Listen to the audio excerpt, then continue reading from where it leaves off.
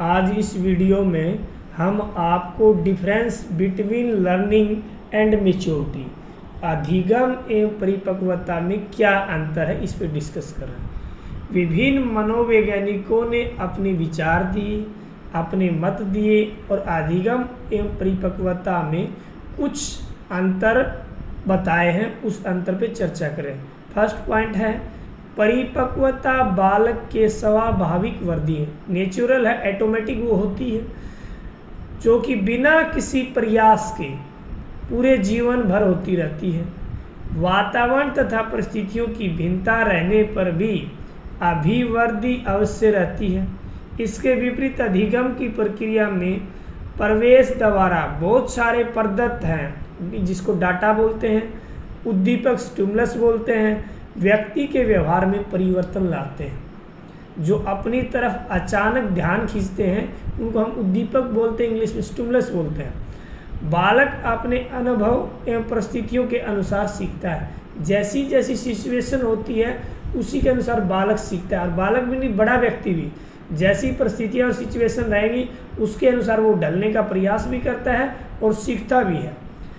Number 2, परिपक्वता को जन्मजात क्रिया कहते हैं, परंतु अधिगम अर्जित है। मुख्य अंतर परिपक्वता और अधिगम में यह अंतर है, अधिगम अर्जित भी है और बाई बर्थ भी है, लेकिन मेच्योरिटी बाई बर्थ है। अधिगम माँ के गर्भ से स्टार्ट होता है, ये बात मानते हैं, लेकिन उसमें ज़्यादा चीज़ें अर्जित वाली होती हैं। तो मुख्य अंतर आपसे कोई पूछे परिपक्वता और अधिगम में क्या अंतर है, कि परिपक्वता जन्मजात क्रिया है और अधिगम अर्जित प्रक्रिया है। बालक जन्म से भागना तथा टाइप करना नहीं सीखता है। जैसे जैसे उसकी आयु बढ़ती जाती है तो वह दौड़ना भी सीख जाता है, टाइप करना भी सीख जाता है, खेलना भी सीख जाता है। अतः अधिगम की प्रक्रिया को अर्जित कहा जाता है, किंतु शरीर के विभिन्न अंगों में यानी बॉडी के जो पार्ट्स हैं उनमें वृद्धि समय के अनुसार अपने आप होती है, ऑटोमेटिक है वो। बाल बढ़ना, दांत निकलना आदि का अधिगम से कोई संबंध नहीं है। नाखून बढ़ना, बाल बढ़ना, दूध के दांत आना, अक्कल जाड़ आना, ये सारी इसका कोई भी उससे लर्निंग से संबंध नहीं है। तीसरा पॉइंट है अधिगम का संबंध देह की विभिन्न, देह मतलब शरीर की क्रियाओं से होता है, परंतु परिपक्वता का संबंध उन क्रियाओं से न होकर उन अंगों की रचना से होता है। जैसे बोलना, वाचन, लेखन, साइकिल चलाना आदि क्रियाओं को अधिगम कहा जाता है, परंतु स्नायु मंडल, पेशीय तंत्रिका आदि परिपक्वता के परिणाम स्वरूप ही होता है।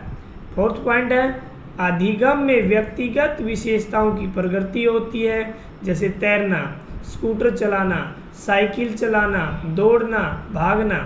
क्रियाओं की योग्यता सीखने से आती है, जितना हम प्रैक्टिस करेंगे उतना ही उसमें परफेक्ट बनेंगे। इस प्रकार की क्रियाएं व्यक्तिगत विशेषताएं। एक व्यक्ति 2 महीने में स्कूटर चलाना सीखता है और एक व्यक्ति 10 दिन में चलाना सीखता है, तो ये दोनों की अपनी एक पर्सनल विशेषता है।